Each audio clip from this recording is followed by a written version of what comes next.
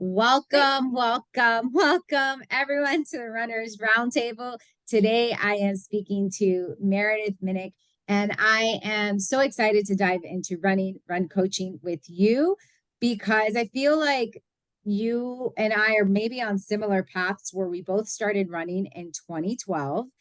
Mhm. And I don't know if it's true for you as it is for me, but when I started running, I had no clue what I was doing. Social media really wasn't what it is today. So Mhm. I just didn't know what I was doing. I thought running was great. It was a lot of fun. It was something that I could put my kids in a stroller and just head out the door, and I didn't have to think about anything as long as my kids had enough snacks. And at that Yep. point, one of them was in diapers. So as long as there were enough snacks and there was a clean diaper, I was good to go. But now I feel like there's so much more information out Mhm. there that in many ways I'm so grateful I started running consistently the way that I've been running when I did, because the comparisons weren't as heavy. And there's still moments now where I compare myself a lot to other people. But at least when I first started, I didn't know any better. And because I didn't know any better, I felt like it made me just more open to falling in love with the sport of running. So, how about you tell us a little bit about your history with running, how you got started, and where you're at with running right now? Awesome. Yeah. Well, thank you for having me. I'm so excited to chat with you today. And like you said, I started running in 2012. I didn't have kids yet at that point. I was kind of going through a fertility journey and was looking for a goal to set for myself. And I had a friend who was training for a half Ironman, and I was just like, wow, like I need a goal. Like, and I didn't need the half Ironman goal, but I was just like, maybe I should like run a 5K. Like maybe I could train for a 5K. So it was actually a New Year's resolution that I was going to do like a couch to 5K program. I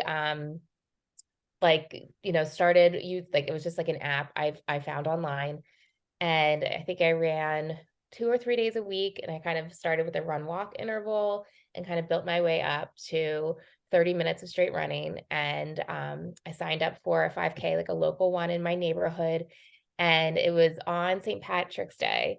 And so I ran the 5K, and I felt so amazing that I completed. Number one, I had never completed a New Year's resolution before. Number two, I was never a runner, never thought I could do it. I remember, I mean, I actually did run track in middle school, but like the 400 meter. And I remember hiding in the bathroom during the mile warm-ups every day because I was like, no, I'm not running a mile. That's too long. So even in middle school, I just was like, no, I'm not doing that. Yeah. So, so the fact that I, number one, completed a New Year's resolution, number two, that I ran a 5K, I was so proud of myself. And I just was hooked. I was hooked on that feeling. So I eventually got pregnant later that year, and kind of took a little hiatus when I was pregnant. But as soon as I was cleared to exercise again, I just was so excited to start running again. So I did just mostly small, like shorter distances, like 5Ks, for about a year or so after that. And then there's a big race in Philadelphia called the Broad Street 10 Miler. It's actually the biggest 10 miler in the country. It's a huge race. It's very Mm. popular in this area. And I was kind of like, maybe I could do that. Like that sounds kind of cool. So I started training for that. And just every milestone leading up to that race, like running 5 miles for the first time. I remember I just was like, oh my gosh, I can't believe I ran 5 miles. Like this is amazing. And then just going through that, and like just that's what always has been my hook, since I started running, is that thrill of being like, I never thought I could do that, and then achieving that goal. So I ran, half marathons after that for a long time before I took the jump to marathoning. I've done 4 marathons now. My first one was in 2019, and now that's kind of like what I love to run the most is the marathon. And I think mostly because I like the grind and the training and the process of it so much. And again, it's something that I was like, what? Like I can run a marathon. So that's again, like what keeps me coming back is that thrill of the personal achievement. Yeah, I love that because it's really, once you figure that out for yourself, like, oh, I can do that. And I think that that's something that a lot of runners, if we could focus more on the, wow, I can do that, instead of the, I don't even know. I feel like we take running for granted. Like any distance that we run, we have the tendency to just take it for granted. You know, it's that the whole I have to do it versus I get to do it mentality. And if we could invite in more of that, oh my God, I get to do this. Like I Mhm. can do this. It really does make things very exciting. And for you to have that excitement with something like marathon training, that is, I feel like you're kind of a unicorn in that, you know, where, I mean, I might be. I know there's a lot of people that do enjoy marathon training. They enjoy the process of it. Mhm. For me, I always say that I'm a reluctant marathoner because I keep signing up for them and I keep doing them, and then I don't particularly like them, or, you know, or like after I finish one, I always say, that's it, never mind, I'm not going to do it again. And yet I keep coming back to it. And for me, the reason why I keep coming back to it, even when I say I don't like it or it's such a drag, or when, you know, whenever I do a half marathon, I always say, okay, good, we're done. We're done. I don't have to do another half. But the reason why I keep coming back to it is very much that, like, oh, I didn't think I could do that. Even Mhm. having done the ones that I've done, anytime I get to a start line, it's it's an unknown. You don't know Yeah. what's going to happen out there. So when you finish, it really is like, I cry at every single finish line that I've done Yep. for a marathon. Every single finish line, I'm like, oh, try to hold back my tears, because Yeah. it is that, because it's that, like, that self-discovery that I don't know if we see that in a lot of other sports. And maybe it's just because running, it's so much time with yourself and with your thoughts. Yeah, absolutely. I totally agree with you. Definitely cry at the end of every marathon I've ever done, sometimes out of frustration because it didn't go the way I wanted, sometimes relief because it's done, sometimes because I can't believe I did it, you know, and because your body, like you could be completely like in the best shape of your life and have a terrible race. It's like there is the unknown. So just getting to the finish line of every marathon is definitely an achievement. And you're right, the other sports are not so personal where like you're not relying on a team to pull you through. Like your team is you. And your coach, you know, if you have one, but your coach can't run a marathon for you or any other race or do your workouts for you. So it's so personal. Yeah, there is one of my favorite stories, and I tell this story all the time to, and I'm sure you experience it too, where people assume that because you have been running for so long, that it's been a wonderful experience the entire time.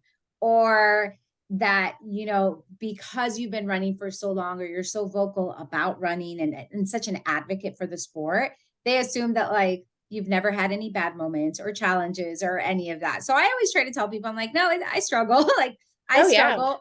And one of my favorite stories was at um I don't even remember, it was the 2017. That's it's just 2017. The 2017 Chicago Marathon.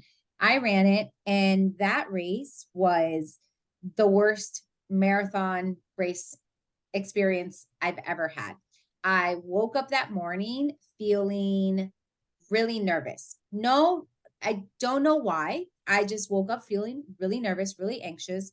When I got to the start line by mile 5, I was like, oh, today is not going to be my day. Like, and it's really hard when you're in a marathon and you have that realization that early on. Like, it wasn't even, I Oh got to yeah. the halfway mark and I thought, okay, half left. No, it was at mile 5. And then everything just went down from there. At mile 22, I was crying because it sucked so much. I couldn't fathom how I was going to get through the next 4 miles. I stopped in a porta potty to cry some more. I called my husband and I'm like, this sucks. Like, this is so awful. And in true husband fashion, or true support person who has no clue what running is and doesn't care for it, like, doesn't understand it, his response was, ha, you paid to do this. And I was like, okay, I'm never calling you when I'm having a tough time on the race course. But him telling me that really sobered me up. And I said, okay, we're going to walk this. Like, that's it. We're going to walk. We'll run when we need to run, if we can run. But other than that, at mile 25, the worst side stitch that I had ever experienced in my life. I thought something burst. Like, I was in Oh my so gosh. much pain that I walked through the finish line. I couldn't even muster the energy to run because the pain was so intense. So when I finished, if you look at my finish line photos, it's me walking through with my hands in my stomach, like trying to ease the sensation of that side stitch. And let me tell you, I was jamming my fingers in so deeply that I was sore from that. Oh For my a gosh. few days after that, I was like, I think I broke something. I was so afraid. Like, it was just such a bad experience. And yet I went back the next year. I went back the next year to do it again. 2019, I didn't go back. Then we had the pandemic. I went back to the Chicago Marathon last year, had a great training cycle. And then when the day came, weather wasn't great. And mentally, I just was not there to fight the weather. Like, I just wasn't there for it. So I love that you say, like, your team is you, because it really is. Like, you are confronting yourself in a way that you really don't have to do anywhere else. I mean, if we're thinking, especially like a marathon where it can take you 3, 4, 5, 6, 7 hours to complete, that is Right. a lot of time with yourself. Right. A lot Well, of time with yourself. it's so funny that you had a bad experience in Chicago, because I also had my worst race experience in Chicago last year. So I ran it in 2021 as well, and it was awful. Like, I feel like if you didn't run that race, like people who ran that race have that common like bond. You were like, oh, we did it. You know, it was so bad. Mile 6 was when I was like, this is not my day. I had like horrible, I mean, this might be maybe TMI, I don't know. I had my period and it was awful. And I had to stop several times because of that. And I just like I am not a hot and humid weather runner. I love the cold. That's when I run my best and feel my best. Yep. So it was kind of a nightmare scenario for me. I had trained through the summer thinking we're going to get a great day. And guess what? Great days any time of year now are not like, it's not a given. So I've kind of given up on trying to pick races based on when I think the weather is going to be good, because there's absolutely, you have no control over that. So so the weather was terrible. I was out there with my husband, who was a champ, and he saw me on like 5 or 6 different places along the course. I was crying the whole time. I was calling my coach, like being like, I'm never doing this again. This is terrible. And then I finished, and I had been taking a lot of fluids like every aid station. I had been allowing myself, I was like, I gave myself grace to walk. I was like, walk when I needed, and, just finish. Like, you didn't come all this way to not finish. So I did about 35 minutes slower than I thought I could run. And got to the finish line, got my medal, found my husband. We were in the beer line, and I passed out. And I don't know if it was because of emotion, I was overwhelmed, or the heat and everything. My husband like grabbed me, and so another woman grabbed me, and I was like, the one woman was a doctor, like, thank God. I was totally fine. Like, they took me to the med tent. So I got all of my money's worth out of the Chicago race experience because I visited the med tent. And but I was just like I just was so upset that I didn't have the day I wanted. So I had a deferred race entry for the Rehoboth Marathon from 2020. So I was kind of on the fence if I was going to do it or not, because that's December, like the first weekend in December. Chicago's second weekend of October. And I was like, do I do kind of like almost 2 back-to-back marathons? And I was like, a couple days after Chicago, even though it was such a bad experience, and during the 26 miles, I kept telling myself, this is it. Like, nope, never doing this again. I was like, yep, I'm gonna run that race. And so I did. So I ran Rehoboth like I guess it was 8 weeks later, 6 weeks later, something like that. And finished like still short of my original Chicago goal, but still PR'd. So it's kind of like a redemption race for me. Yeah. I mean, we need those. And I want to point out, right, where it's like, it's so individual for everyone, that because not a lot of people can do that. You know, there are people who will have that disappointing race experience and then decide that's it, I'm done. Like I don't ever want to come back to this. I don't Yeah. want to do this again, because I try to tell people, particularly with the longer distances that take a little bit of time to snap back from, right? It's, you know, if you have a bad Mhm. half marathon experience, sure, in a few weeks, you can try another one, right? Whereas Right. a marathon, like to do what you did, that takes a lot of intentionality with your training, with your running, and with your recovery in order to make that happen and you be well throughout the entire process. Right. But the power of a redemption race, it really is there. And that was so I had that Chicago experience, and I decided after that, that's when I hired a run coach, because I said, I never want to feel that way again. I had been training myself from 2012 to 2017. I had been training myself. And I said, you know Mhm. what? I'm ready to just hand over the reins to someone else when it comes to my training. Let me not think about that. Let me just think about showing up and doing the workout versus trying to look at, you know, everything globally, like have this whole view of where I want to go running. And I decided to go back in 2018 to the same Chicago Marathon. For me, it's a little bit different because I have legacy status there. I've done that race so many times that I'm like, I just need to run it once every like 3 to 5 years, and then my legacy status continues. But that Awesome. was, yeah, that was 2018 was my redemption race. Like I really, and I'm curious, and we'll get to how you turned it around, because for me, Mhm. I spent probably from October to January completely moping about the experience. Like I was going through the motions of running, because running is what I like to do, and I was able to well, not but compartmentalize the two, like my love for running but also my heartbreak over this race experience. I was able to keep them separate. But it wasn't until someone, remember we were running together, and she's like, Steph, you need to get over it. Like, that's it. Like, the race happened, it's done. You need to get over it. And I was like, oh, I didn't realize I had been moping about the experience as much as I had, until someone, you know, held up that mirror to me and said, okay, you know, it's been 3 months. I think it's time to let go of that experience. So it was in that time that I hired a coach, and I told my coach that I needed to not have a time goal, because that was part of what really hurt me with Chicago, was that my training had gone a certain way. And I really had it in my mind that I could get a particular time.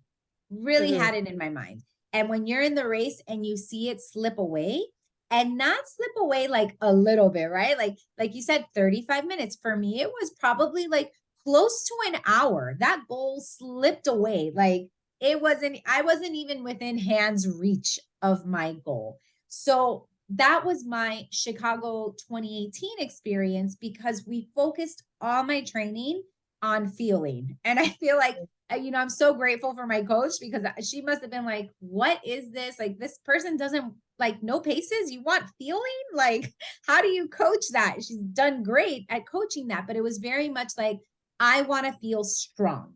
I want Right. to feel strong. Let's not talk about times. Like, yes, give me the workouts and I'll do my best. Like, give me the workouts based on what you see, where you think my fitness is at, where I can be challenged. But let's not talk about a time. I just want to feel strong. And when I crossed the finish line, and I laughed because when we went up to Chicago 2018, I never buy, um, I normally don't buy any of like the like the gear, like the official gear for the races. Cause I have so much. I have enough. But that year I'm like, this is my last marathon. I'm going to buy the Nike jacket. I'm Oh really going yeah. to celebrate. Got to buy the jacket. Yeah.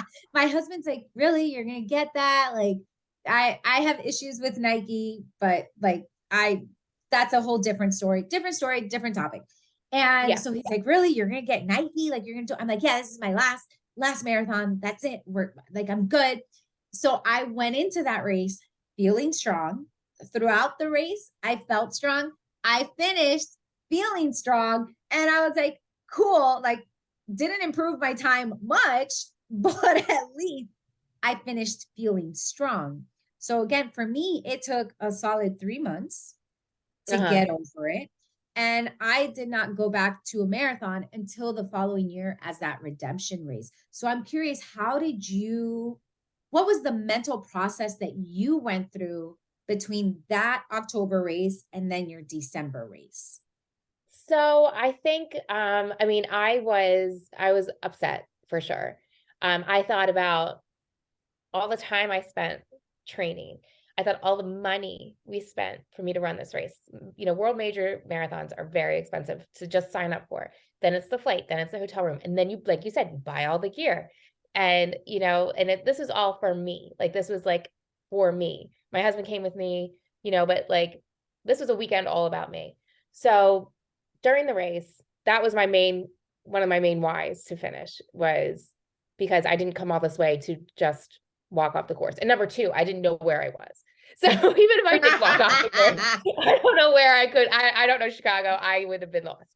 So, um, so after I finished, I was mopey 100%. And I kind of thought to myself, well, I have this other race entry. Like if I hadn't already had that deferred race entry, 100%, I would not have signed up for this race. But I figured, what the hell, I have it. I had been working with my coach, who's still my coach, since 2017, I believe. Mm-hmm. So I trust his opinion. And he was like, I think because of the amount of time, he's like, I think you could still have a good recovery period, and build up safely and then, you know, still run this race. And so I think that having that next goal made my mopey feeling kind of go away, and kind of like I overcame it that way because I kind of shifted focus and was able to say, okay, that didn't happen for me then. I can try again, and you know, weather hopefully won't be as bad. And I didn't have to fly anywhere. We stayed at my in-laws' house that's not that far from Rehoboth Beach. So it was just an easier race experience and more chill race experience, which took a little bit more of the pressure off. And so I really do think having, like, after any kind of big race, like I just did the Wine Glass Marathon this past October.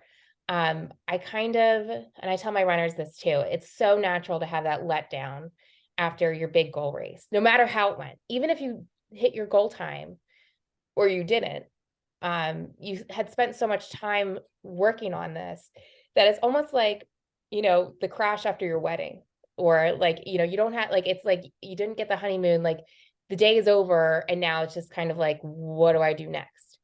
So having, you know, having kind of like a long-term 12-month plan of where I go next helps me get over those kinds of blue feelings. And also buying new shoes always helps too.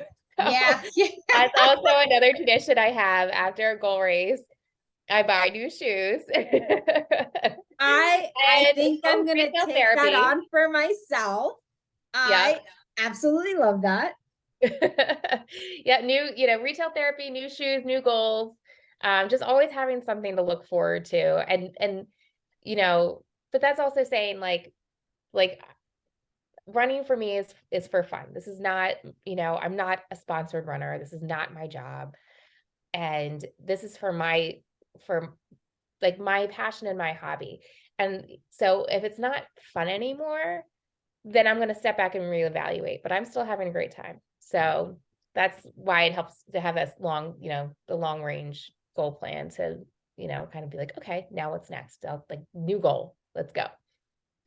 How did you work through that with the pandemic, right? When we had the pandemic and there were no races, because I am Mm-hmm. someone, and maybe you are as well, based on what I'm hearing you say, it's highly motivated by the racing Mm-hmm. environment. Like Yeah. that to me, it's not even like, for me, it's not even about the time. Yes, please, people know I do have time goals for myself, but it's more like I get so excited to be surrounded by so many runners that are all going after the same goal. It's like, Yeah. oh, these are my people. Like, even though the Yeah. people in my house don't understand this part of me, this part of my identity, this part of my life, like going to a race is like, it just reinvigorates my love for running. Yeah. So you're talking about like having that 12-month plan. And then we Mm-hmm. had, a solid, at least here in Florida,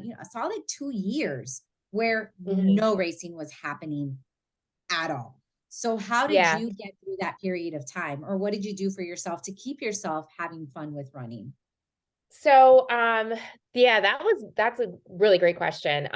So I remember like right before everything shut down, I had a really great race, um, at like a local 5 miler race, which is always like my first race of the season of the new year.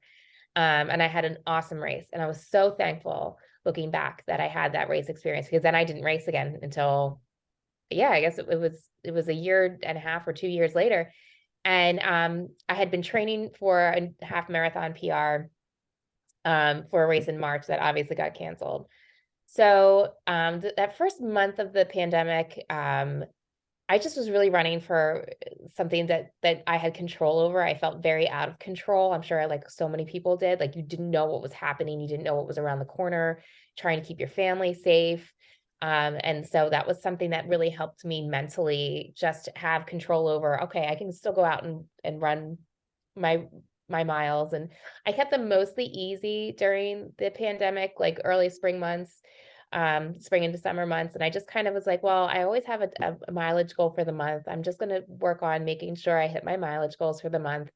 And then kind of going into the summer, I was like, maybe I'll do a little speed work. Like, like I did like a mile time trial, and I like, PR'd my mile. And I did a couple virtual things. The virtual things were hard for me because, again, I like that atmosphere, and it's so hard to push yourself when you're going so, like, you're running so hard by yourself.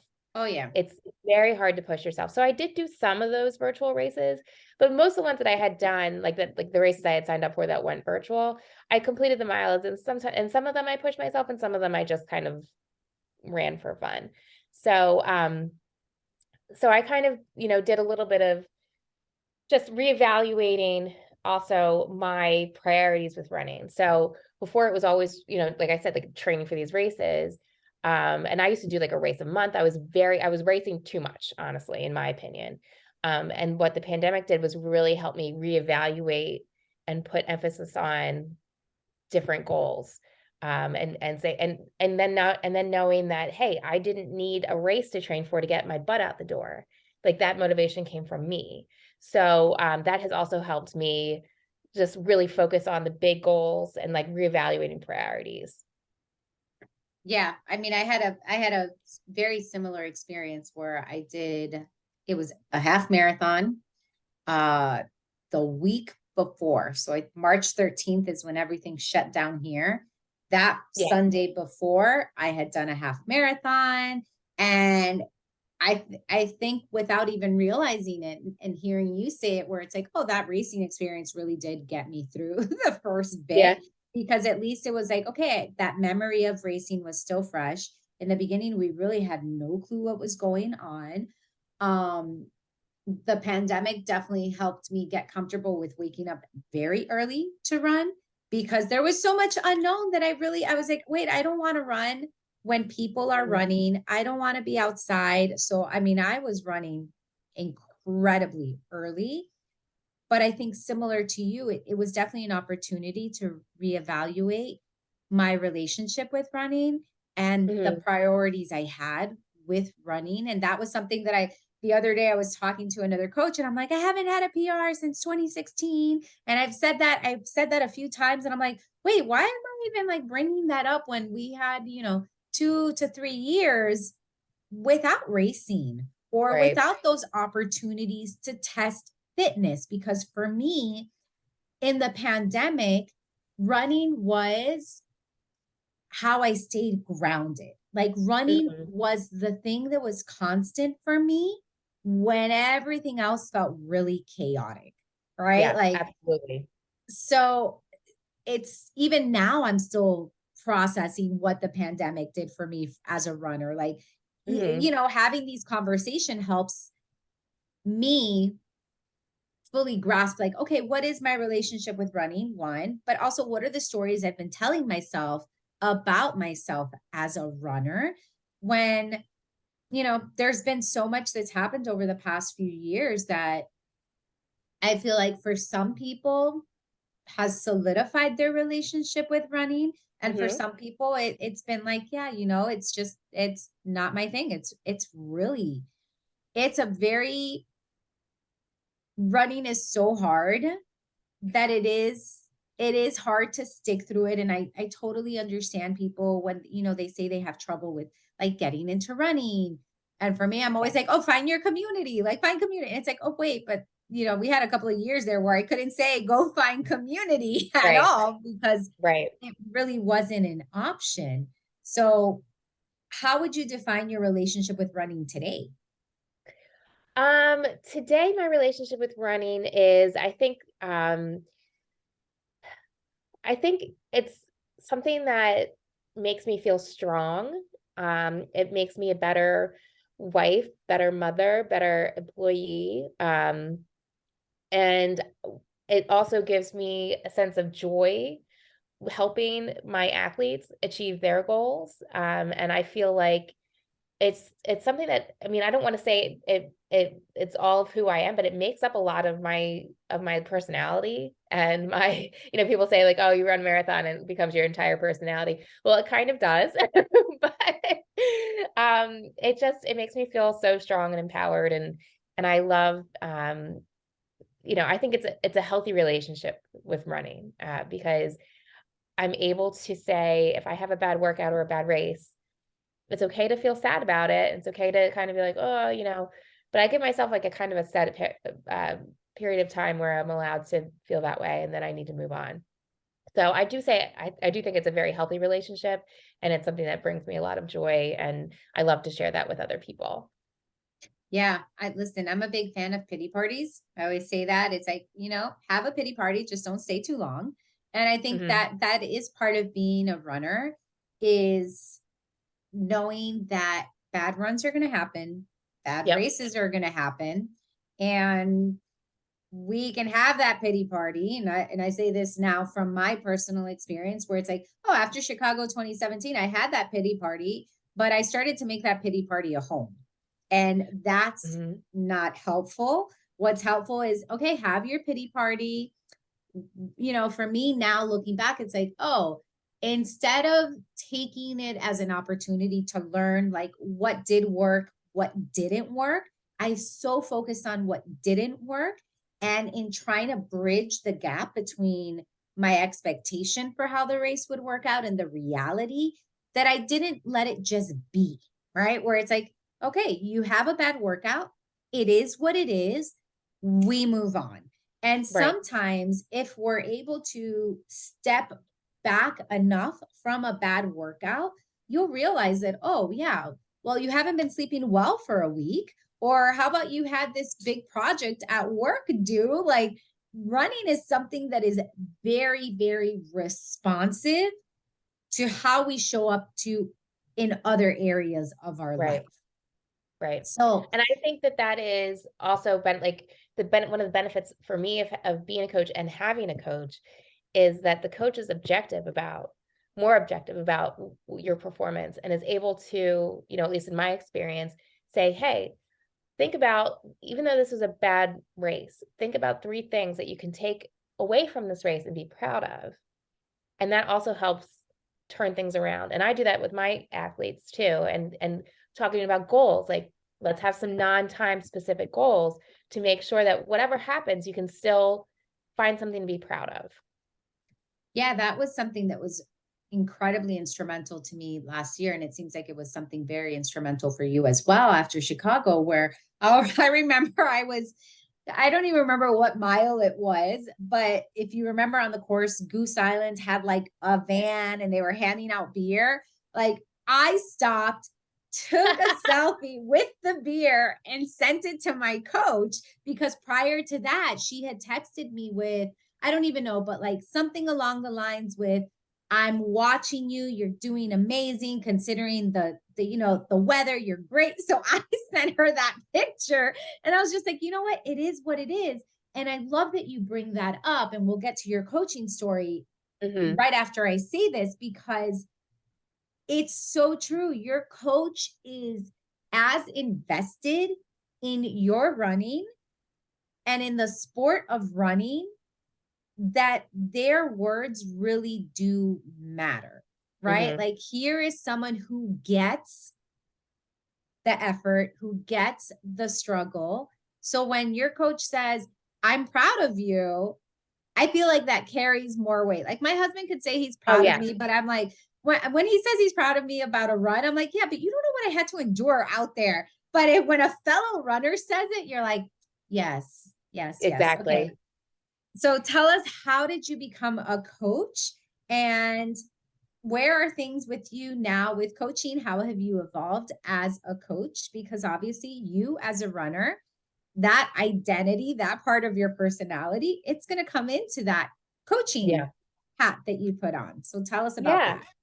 So I took advantage of one of the online weekend courses through RRCA back in October of 2020. I had not like I had kind of like I knew kind of what it was. Obviously, like my coach is a certified coach, and I just really thought that I was like, this is something that I could be very interested in, and I'm so passionate about running, and I'd love to share that with others. So I took the online course. I really loved it. Took the test. I think I got like a 99, and I was like, oh my God, I've never gotten a 99 on a test in my life. I'm so excited. Um, so that was like October 2020. Took me, all of actually 2021. I just kind of I didn't quite step in and get clients. I was a little nervous about it. I was like, I kind of had imposter syndrome. Like, do I really know what I'm talking about? And, and I would talk to my coach about this. I was like, do I really know what I'm talking about? And he's like, yeah, you do. Like, you took the course, you run very consistently, you have for a number of years, you definitely have things that you can share. So, I had like kind of some clients that I just coached for free just to kind of get my toes in the water and see, kind of get their feedback on what I was telling them and make adjustments that way. And then, so in the beginning of 2022, so January 2022, so I'm coming up with my 1 year anniversary. I got my logo done. My sister did my logo. She's a very talented graphic designer, now she's a creative director. So I was very fortunate enough that she did my logo for me, and I, purchased all my insurance, made it all very, Official. official. And I've been very lucky with referring clients, people referring people to me. And I have coached now mostly women, which I love working with women and moms. And, I think that that's a great group of people that running can benefit because of it's something for them. Moms in particular sometimes can be just wrapped up in your family and your kids' achievements and your kids' activities. And that can lead to burnout if you're not kind of taking care of yourself and doing something for yourself. So I really love working with moms who want to achieve things that's just really for them. So that's kind of been a great group of people, of athletes that I've worked with. So I've trained 3 athletes running the Philly Marathon. I've coached several 2 half marathons, and, couch to 5K type clients as well. And I just love it. I love the feedback. I love the interaction. I love talking about running. So I always want to know how my runs went, like, even if it's like a stupid, nothing stupid, but like, even if it's just an easy 3-mile run, how'd it Yeah. go? Like, oh, tell me all about it. Like, I want to know. So I've really enjoyed it. I'm really glad that I made the decision to actually put my certificate to use, and I can't wait to see what 2023 brings. Yeah. And I love that. I feel like what am I trying to say here? So this has been a theme in the different conversations I've had with the coaches, and it's a theme that I have with people outside of running as well, where there's so many people on this planet. You're going to find the people who align with your messaging and your Mhm. way of doing things. And I love that for you, not to say that this is only who you work with, but you have like these women, these moms that are coming to you, because that is such a talk about a group of people that, not to say that they're ignored. Please don't come at me and saying that moms are ignored or any of that. I'm speaking 100% from my experience, and I'm making vast generalizations from this, but it's so, so easy to get swallowed up by the family, by the Yeah. duties, by Yeah. the responsibility. So I just appreciate that that's kind of where you've been with running, because now you're going to be an even bigger advocate for women in the sport, right? Mhm. For those women who want to have a family one day, but don't know, like, how am I going to balance having my personal goal with running and having a family? Because one, you're living through it yourself, but also you've Mhm. coached people through that. I started running when my girls were 2.5 and 6 months old. And I remember it was it was couch to 5K. We got to love the couch to 5K program, because I feel like Hey, everyone it's a comes great in with it. gateway. It's Yeah. such a great one. And I did my first 5K race, pushing my kids in a stroller. And when I finished, well, first of all, people were cheering me on while I was running. And I was like, oh, I'm doing something amazing. Like, this is cool. Like, Yes. I loved the attention, the people at the finish line, like everything about it. The running community can be so welcoming. And after that, I decided, wait, I want to do more. Like, I want to run more. And at the time, I had looked up, I don't even know how I came across it. Actually, I do now. It was something like, I'm like, oh, what's a race that everybody does? And at that point, it was Disney. Like, that's what came up in my feed. So I looked at who's training for Disney races. And I found the Miami Galloway group, which was a run walk method type Mhm. of group. And I will never forget emailing the contact saying, hi, I'm a mom. I don't really know if I can commit to doing this because I'm a mom. Like, that was it. That was just it. I was like, Right. I'm a mom. I don't know if I can do this. I don't know if I can commit to doing it every Saturday. I have kids. Like, my kids are young. And her response was the best response, because she just said, my sister has kids too. So come, you can meet her. Like, it was very much like normalizing, which I think a lot of Yep. women need, that normalization of, wait, you can do this for you. It's okay. And the reality is, and I'm sure you see it with the women that you work with, the reality is, and you see it with yourself. I know I see it with myself, where it's like, sometimes I say that I run to keep the crazy away, right? Like, I run so that when I come home, I'm at least a little more chill than Yes, I 100%. normally am. And I'm sure that that's the people, part of that coaching relationship with you is showing them the possibilities, but then also giving them the permission to go after their goals, to Yeah. like be that person beyond motherhood. Yes. So, and to me, I'm like, oh yes, I love that. I love that, because again, not to say that we are a forgotten bunch, but particularly when the kids are very little, it's so easy to glorify a woman as, oh, she's taking care of the kids and she's fine. And that's it. And it's like, but wait, like, remember that woman before she was a mother, she was a person, and she like Right. had her own things. How do you get, because I'm fascinated by that. For me, I was very fortunate that I had someone that said, hey, my sister has kids too. Like, if she can do it, you can do it. Just come and check us out. when you have these athletes that come to you, or these runners or these women, because I know that's sometimes it takes us a little bit to feel comfortable with calling ourselves runners or athletes. So when you Yeah. have these Yeah. women approach you and they say, okay, well, I want to run, but this is, I have kids, I have that, like, again, like that limiting story starts to come up. How do you talk them through that? What is that conversation like? So I would say to them, like, let's work with your schedule. Like, let's look at the times that you have available and work within those time constraints. I remember when I first trained for a marathon, one of my friends who, she's a very talented runner, and she would do these really long, like 14-mile runs, like midweek during marathon training. And I just was like, I can't do that. Like, I don't have enough time to do that. Well, you don't have to run 14 miles on every Wednesday to train for a marathon.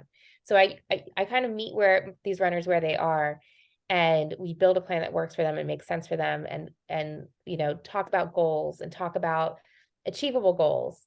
And whether that's just a finish, or if that's a time goal, or just a finish goal, and things like that.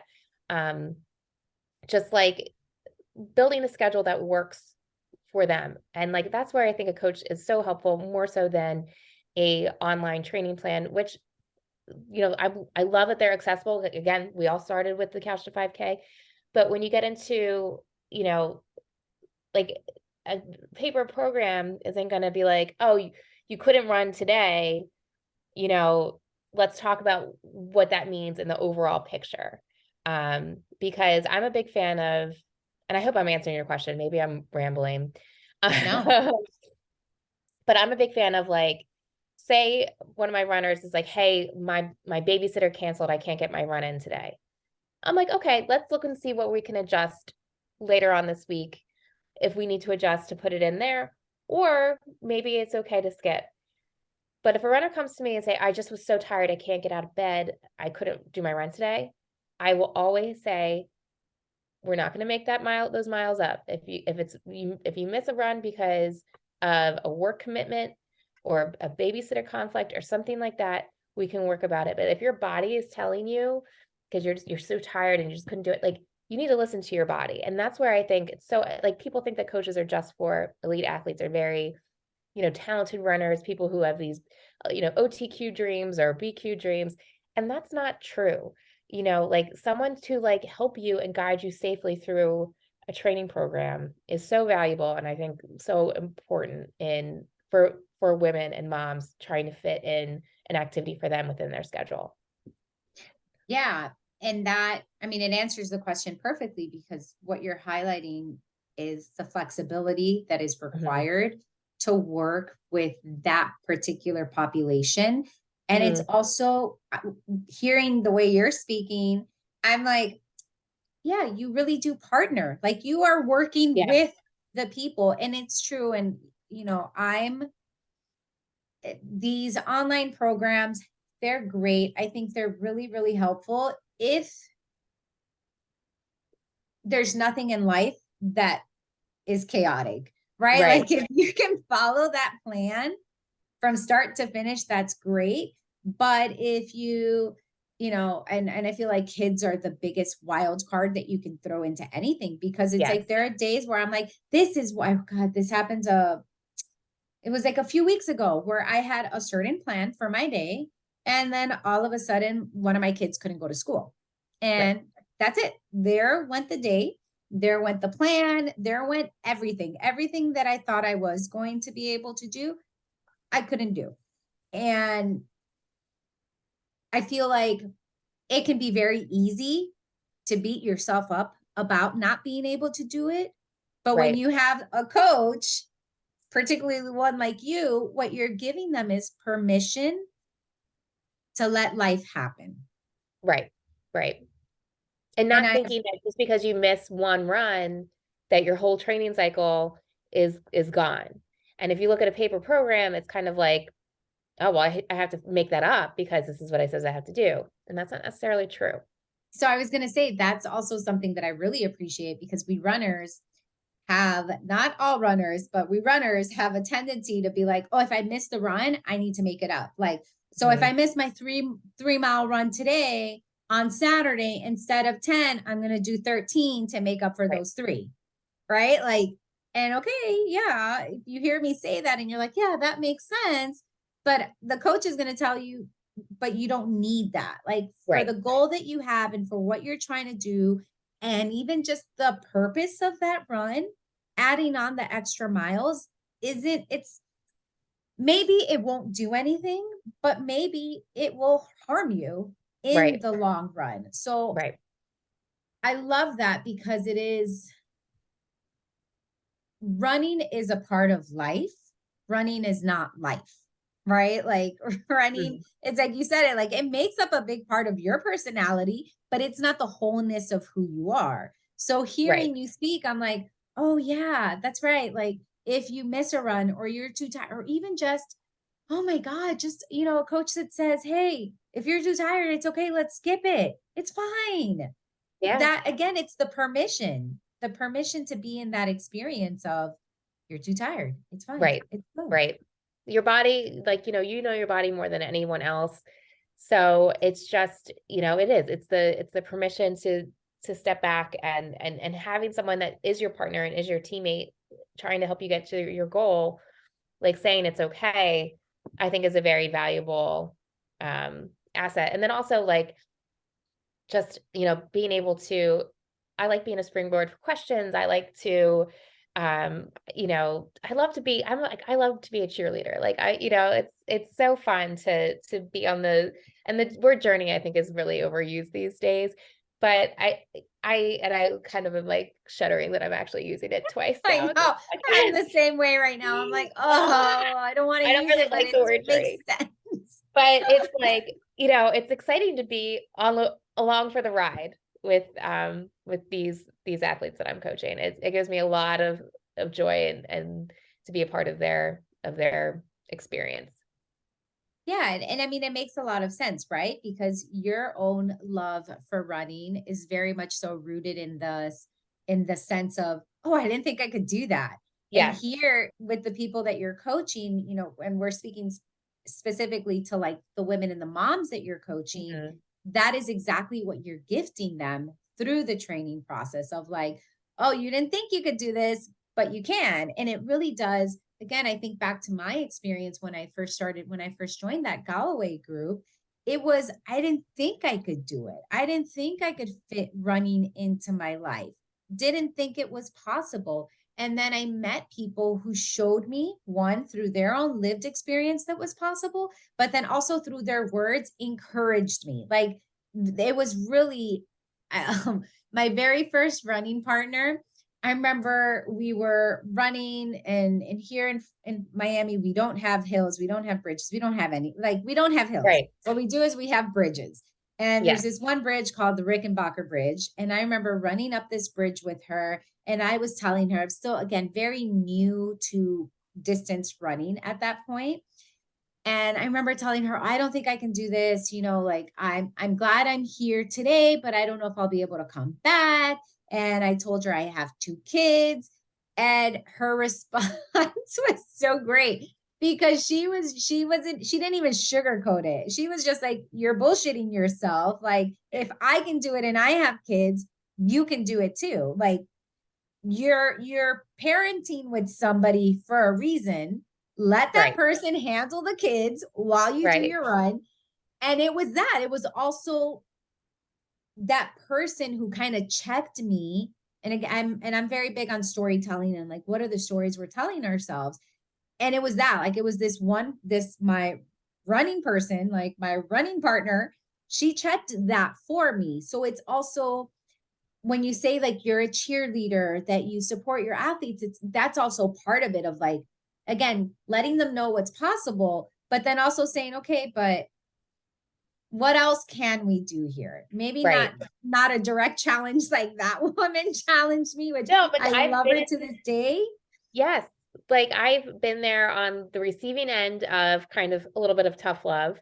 And then that's also helped empower me to kind of give the tough love because yes, I want to be your cheerleader, but at the same time, if you're like, oh, like I'm supposed to do 10 and I'm going to stop at 8 because I'm really tired. And I was like, there are certain times where you have to tell yourself, no, like, just give me one more. Like, that's what I'm like, I've texted that to my athletes. I've gotten that text before. Like, give me one more. And then they're like, okay. And then I'm like, give me another one. And then, another mile. That's what I'm talking about. Another mile. Give me Yeah. another mile. And then they'll do it. And you know what? You're like, I'm glad I did it. I'm glad I pushed through, because there's definitely those moments where you need someone. Like, I've called my coach and been like, or texted my coach, be like, in the like mile 12 of a 16-mile run, I'm like, I'm going to Uber home. I'm done. And he's like, no, no. Because if I didn't have a coach telling me no, I Oh would have yeah. done that. And there was no reason. Yeah. I was not injured. It was just very hot. And, it just, sometimes you need it.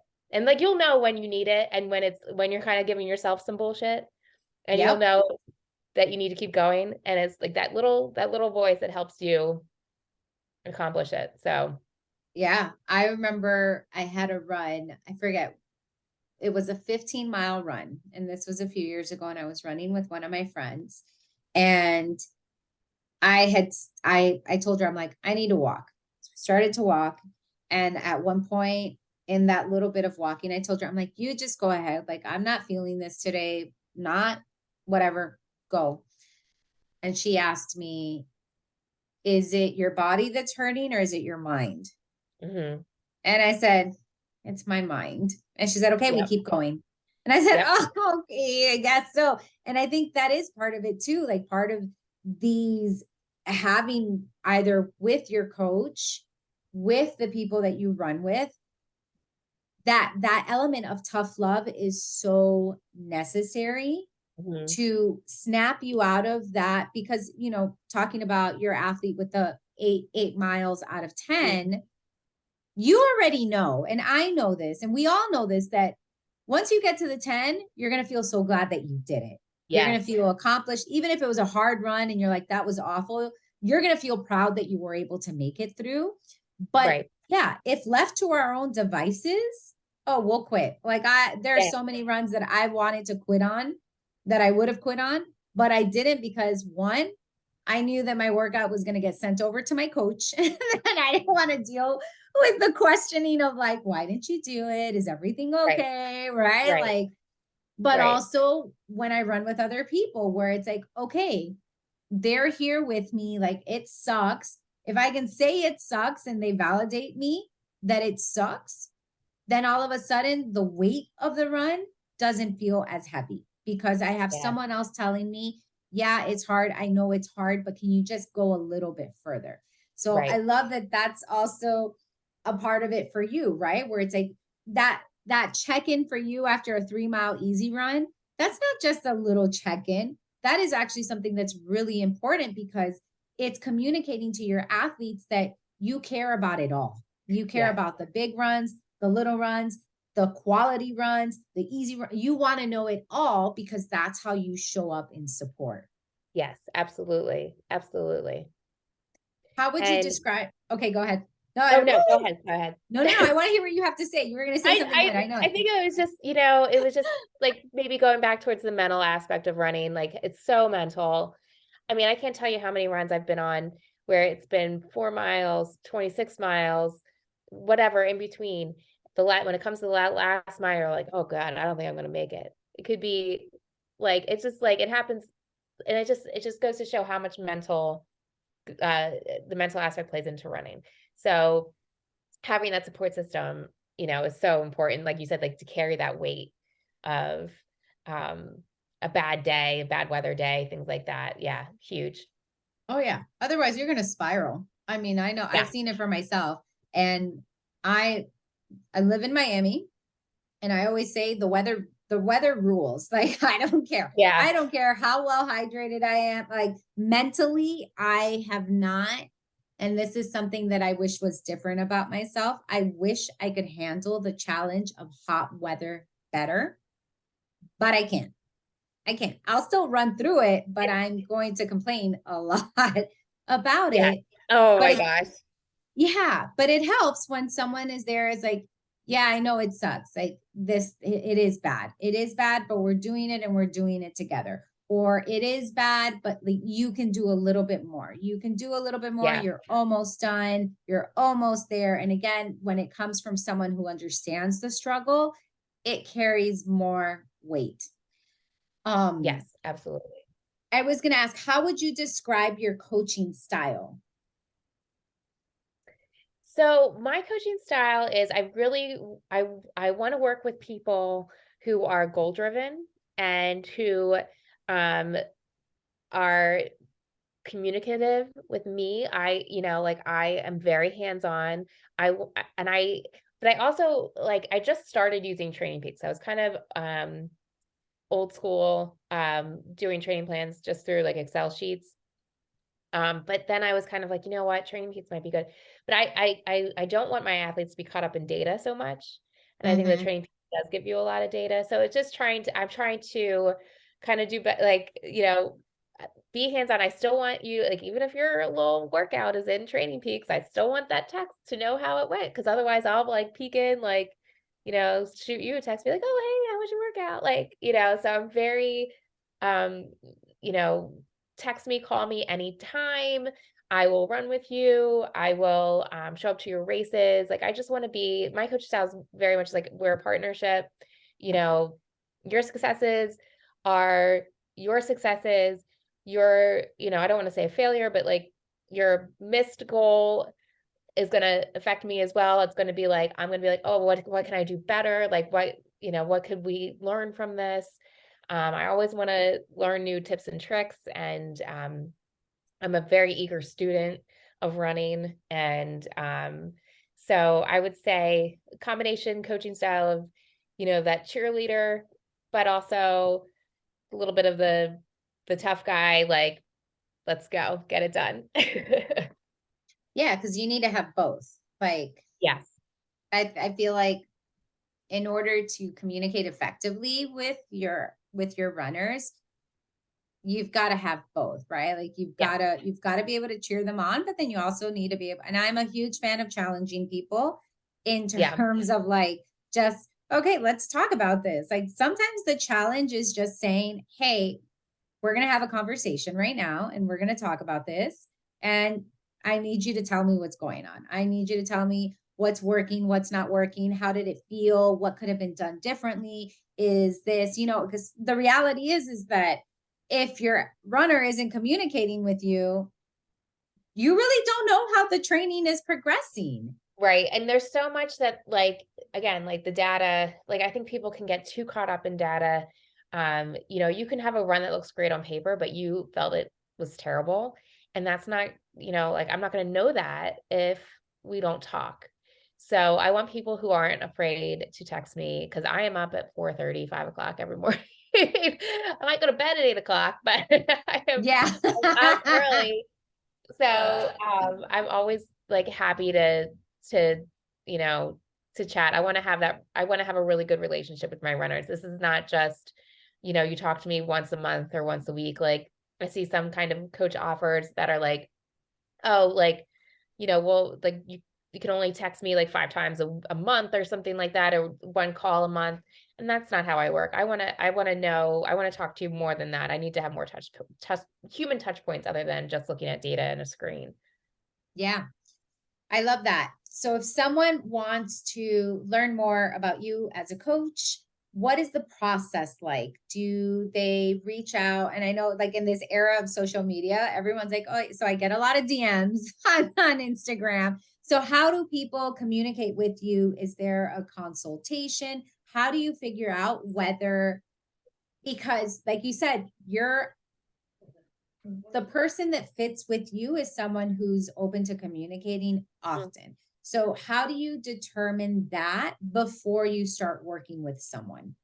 So what I do, like I said, mostly it's been referrals for me, just through word of mouth, and some social media too. I'm in, several like local Facebook groups of local women running groups, and on Instagram. So what I always do is set up a free like 30-minute consultation, where we can chat about goals and just kind of expectations on my end, on what the runner thinks their expectations of me are. And then we kind of, if that goes well, I'll send over, oh, actually before the consultation, I have kind of like a little form where I ask some questions about, basic running history, health history, goals and current PRs and things like that, so that we can go over that on our call. So I can kind of get a good feeling of how it's, if we're going to work together, if it feels like we're a good fit. And then, we kind of go from there. And the way I handle, I don't have contracts. If I work with a runner for 2 months and that runner is saying, oh, this isn't for me anymore, that's fine. I'm not going to be like, oh, well, we're contracted for 6 months. Like that's not me. Like I want these people to succeed and achieve their goals. And if that's not happening with me, then that's totally fine. So, so that's kind of how I work. Are you coaching mostly people in person, locally? Do you coach virtually as well? Yeah, I mean, like most of my runners are local within the Philadelphia suburbs and the in Philadelphia region. I'm definitely open to coaching someone who would live further away, but it's nice to have this group that's kind of local because then I can support them at their races. I can do a track out or workout with them, kind of like give them feedback on form and things like that. And but yeah, virtually would work as well as in person.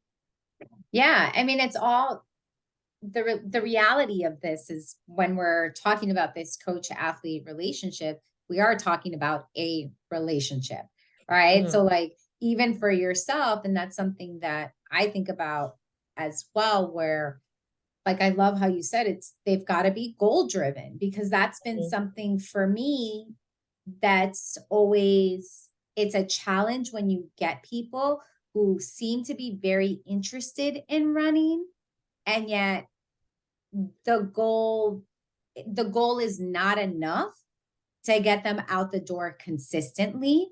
And Mhm. it's really, really hard. Like that for me is one of those things where I'm like, I have 2 kids. I don't want to take on any more children. Like I don't want to fight with you to get you to do the workouts.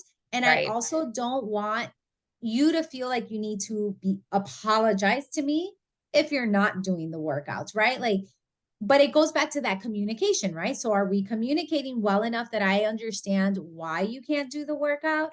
Or are you ghosting me and like kind of avoiding me for a little bit to not talk about it? Because I think that is also something where people, and that's part of my intention behind these conversations, is so that people can also see that you as a coach, you're a person. Like you're a Yeah. person with feelings. You're not just creating a training plan. Like you said it, we're a partnership. Your goal and your accomplishment of your goal, yes, that is on you, but I feel it as well. Like I Yeah. feel that sense of accomplishment. I feel that pride. I feel the heartache of maybe you don't meet your goal. So for me, it's that's why like I tell people, I'm like, listen, if you just want a training plan, there's a lot. There's a lot of resources online where you can find them for free. But if you want a relationship with someone who's going to help you be your best, then it is through that coaching relationship, but it has to fit. Like it Yeah. has to fit. You have to come ready to work because I'm here ready to work with you. So Absolutely. We would make a great team. I think so. I'm like, we're good. We're good, you know? And I think that's just it. And I feel like that's something that you've emphasized so much throughout this conversation, where it's being coached by you is being a part of a team. There Yeah. is no hierarchy. And yes, there is a hierarchy in the sense that you're the expert, but it's also you're like, no, but we're a team. Like Yeah. we're a team. We're gonna work on this together. Yeah. It's So like, and that kind of goes back to what we were saying in the beginning of the conversation. It's like when you're running the race, like you can't tap out and have someone come in for you, but that doesn't mean you don't have a team behind you. And I kind of apps. feel like that. Like I've had a really positive experience with Instagram. I know other people haven't. Other runners have dealt with a lot of bullying and negative comments and stuff. But I feel like the people that I interact with on Instagram and who interact with me, they're also kind of part of my team. As silly as that sounds, but it's like these people like cheer you on, like you've never met them, but like they're like invested in what you're doing. And like the same thing with people I follow on social media with running. I'm invested in their training and their goals. And so that has been a fun experience too, just like sharing my process and like my Instagram, I don't do a lot of reels. I don't have time. So a lot I've of tried. times It's hard. it's hard. I did a silly one yesterday because it literally took 3 minutes, I think, to put together. Like anything longer than 5 minutes for me, I'm like, no, I can't do this. But it's just like, like my content is not very interesting picture wise, because a lot of it is me in my backyard after a run, being like propping my phone up on my picnic table or Yeah. my patio table. But people still seem to be interested in it. So it's fun. Like, you know, I I love all my interactions there. Yeah. So I've been very fortunate as well to have good interactions on Instagram and to have made some really great friends through there that I've never met in person. And yet I feel like they're cheering me on and they're yep. in my corner. Like they're very excited about what I'm doing. I'm very excited about what they're doing. And I'm like, it's the same. Like we had all these fall marathons, right? And I'm like, I've never met you in person, but I'm going to track you. I'm going to send you Yes. messages. Like, I don't know. Yes. I don't even, like it can be really exciting. And I've been fortunate. I'm glad you've been fortunate as well. Yes. Our last question is, how can we make running more accessible? So I think to make running more accessible, you need to, you don't, number one, you don't need carbon plated shoes. You don't need a fancy watch. You don't need, you know, like, you do kind of need some fabric, some tops that have some moisture wicking and things like that, just so you don't chafe. But, the gear that you need, great fitting shoes, you can get them for, they don't have to spend too much money on great fitting shoes, go to your local store.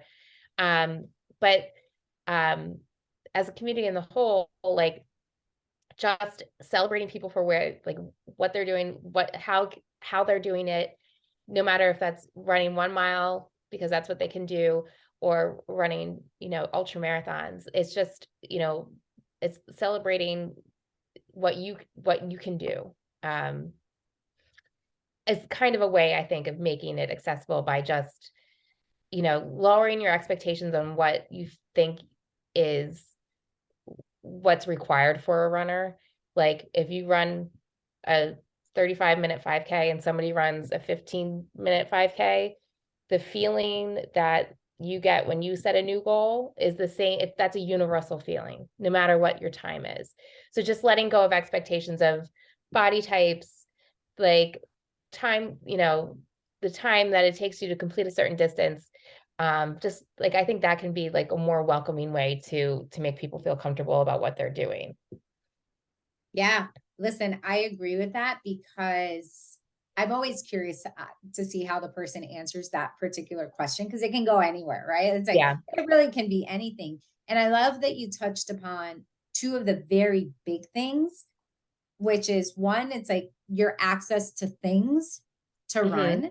Because now I feel like, I was telling my husband the other day, like I was complaining about him. I haven't bought shoes in a very long time because the rotation of shoes that I have just happens to be 6 pairs at the moment. I don't Oh, even I know how think I'm that up there happens. too. Yeah, I don't know how that happens, but I have a fairly large rotation, which has lasted me a while. And I was looking, I was like, okay, I need to, 2 of the shoes, they need to come out. I need to bring them back in. I was looking at the shoes and I'm like, are you freaking kidding me? $160 for like no carbon plate. Like it's got foam, like it's got fancy Right. foam, I guess. But I would, I told my husband this. I'm like, I can't believe this. When I started running, I would get, and this is the one that, most people know, like the Brooks Ghost. When I Yeah, started that's running, what I that shoe started was running in Brooks Ghost. it's like $100. Now it's 150, 160. And I'm like, what are we, like, come on. So I love that you brought that up because whenever people say running is free, it's like, it can be, Yeah. but if you want, and I think of shoes as one of the most important gears, because if you don't have good shoes, then you might lead to injury, or there might be like other things that'll come up for you that's really not going to make it pleasant. Definitely clothes, particularly if you're like me and you live somewhere hot, like Yeah. chafing is real and certain materials chafe more. And I also love that you talked about the mental side of it in terms of like feeling like you belong in the running Yeah. community, despite what you look like, despite your time, where it's like running really is for everyone. But unless we're actively celebrating everyone showing up, it's going to be really hard to feel like it. Right. Right. So, and even then, that's like, we can dive so deep on that topic of like, how do we Yeah. celebrate? It's like, That's that's a like, whole oh, other podcast. that's a whole other thing. How do we celebrate running? So y'all stay tuned for that one, because that is, I would be really curious to pick your brain on that. All right. Last request. This one isn't really a question, it's a request. Okay. If you can just tell us all how we can reach out to you, interact with you, follow you, where are the best places to get to know you a little bit better? Well, thank you for asking. I'd love anyone to reach out. My Instagram for my running content, my personal training is Mara Runs a Marathon. My coaching is Level Up Your Run. So it's at Level Up Your Run. And then my coaching website is levelupyourrun.com. And I'd love to talk to anybody. So feel free to reach out. Yeah. Do you have anything exciting coming up on the training Um, schedule calendar? Yeah, I am running the Pittsburgh Marathon on May 3rd. Actually, I know it's in May. It's May 3rd. As I'm like saying that, I'm like, You're is that like, May what 3rd? day is that? It's sometime. Yeah, it's the first weekend in May. So that I actually start training for that on I want to say January 2nd or 3rd. And Mhm. then I've never done this before. I've usually only signed up for marathons after completing the first marathon I have that year. But I also signed up for CIM because those finish line videos are so like I love them I so much. So now I'm like, Mhm. oh, I'm never gonna fly across the country to do a marathon. Well, here I am. So Yeah, well, you know what? That means 2023 is going to be full of memories and adventure for you. And I'm really excited to cheer you on and to oh, follow thank you you. along. I had a friend who did CIM this year and she had such an incredible experience. So now I'm like, okay, I'm starting to buy the hype now. I'm starting to Oh, understand the hype of that race. Yeah. it is so hyped up in my, like, oh my gosh, I'm excited. So That is I, exciting. this was awesome. I'm so glad we connected and, it was such a great conversation with you. Yeah. Thank you. Thank you. Just thank you for sharing your love of running with me, with everyone else. Everyone, give her a follow. And, Well, just we'll have to do a follow-up. We'll do a part two I sometime. listen, I'm already the cogs are already going. Y'all stay tuned for that follow-up. But for now, thanks for being with us. And we'll see you all and talk to you all soon. Bye. All right.